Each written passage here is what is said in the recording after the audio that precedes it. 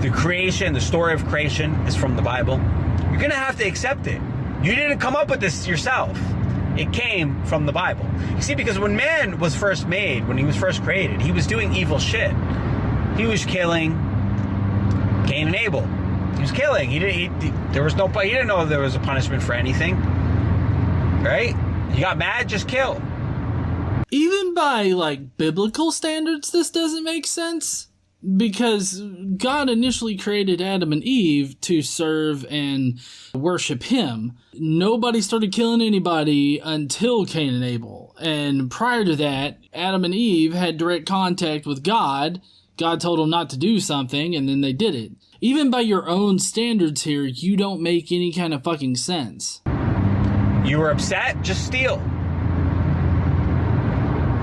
You desired? Just take. But God set out those commandments. God saw what was happening. See, God is so great and loves us so much that he gave us the one thing that he doesn't have control over us. Free will. Think about that. He created everything else, could have done anything he wanted, but he loved us so much that he said, the one thing that I don't have control over is what you do. I'll give you free will. It's like your child. Think about it. You have a child, you created him, right? You created the house that he lives in, you created everything around them. But the one thing, because you love him so much, you want to see him do whatever he wants to do. So you've given him free will. As much as you want to have control over your own child, as much as you want to tell them they can't go and do and whatever it is, you try to tell them you got to stay home tonight, you got to do whatever. At the end of the day, they have free will. And that free will is what makes you love them so much. And that's what God loves us so much. He gave us free will. I hear a lot of talk about free will here. Okay, first of all, I don't think that we actually have as free a will as you would like to think. I think we have this illusion of free will. To play off of your whole child free will thing, children don't really have free will. I mean, my son, as much as I love him, I don't allow him to have complete free will. Like, if I gave him free will, he would will himself not to go to school, to stay home all day, play video games, eat junk food, and all that kind of stuff. So no, even your own example here is contradictory to the sentiment that you're trying to convey. I give my son free will in the whole vein of, like, oh, what movie do you want to go see? He doesn't have a choice as to whether or not we go and see a movie. He has the choice of picking which movie he wants to sit through. So I give him a couple of choices, and those are his choices to have. That's very similar to the kind of free will that we have. I don't exactly have the free will to go to work and, slap my boss. That's contrary to my own moral standard, I guess. Like, I'm not just going to go into my place of work and start bitch slapping people.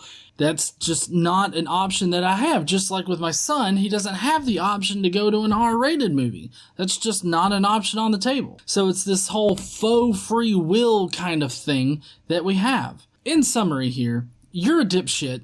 Your own examples contradict the sentiment that you're trying to convey, and maybe you should concentrate on driving rather than making these deep philosophical examples and statements when you don't even know what the fuck you're talking about. He created us and then gave us the one power he doesn't have control over us, which is our own free will. That's how much love he has for us. So no atheist can ever answer the one question: is man had to come already developed. He didn't come from a baby. If he did, then what took care of him? How did evolution happen? Right? So by your summary here, evolution couldn't happen unless there was an adult to care for the first baby. So therefore, God had to be there in order for that to happen. But you fail to understand the fact that wildlife exists. Like, do you think that apes just don't exist in the wild? Apes only exist in zoos where humans can take care of them? Is that what you seriously think here? Do you really think that all animals have to take care of their young in order for that young to be able to grow up into adulthood? I mean, there are plenty of species out there that just lay their eggs, like in the instance of like sea turtles, They just lay their eggs, they go about, they leave, and then the turtles hatch, and they, get into the water, and then they just live. You really don't think that there are animals in the wild that grow up without their parents, that just can take care of themselves right out of the gate. It actually doesn't make sense, the point that you're trying to make here. Obviously, if we all evolved out of single-celled organisms, then at each reproduction event for each generation, you would have whoever came before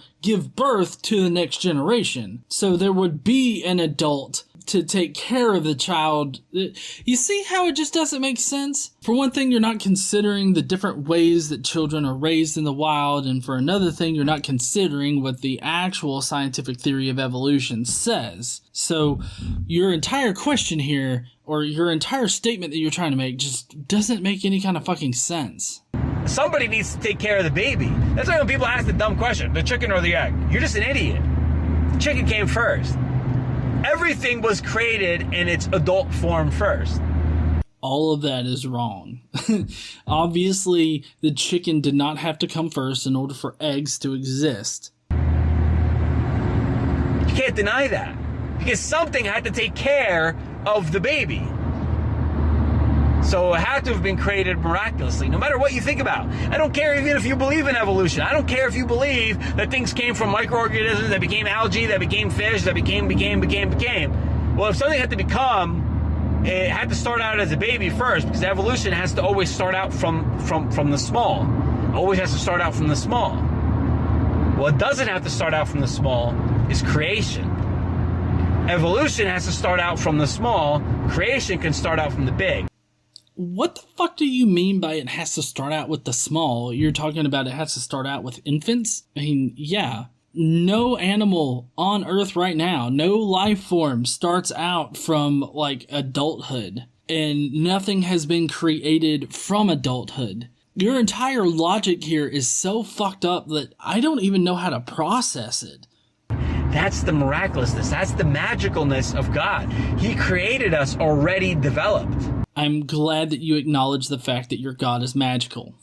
That's why atheists have a hard time coming to grips with this question, because they, if they have to think of their theory of how God and what and this and that and the other thing, they can't answer that one question. Oh, well, shit. This, that, and the other thing? This shit, you say? I mean, I can perfectly answer your question here as far as which came first, the baby or the man. Obviously, the baby would grow into the man. So it's not a difficult question to ask. You just have a fucked up idea of what the answer should be.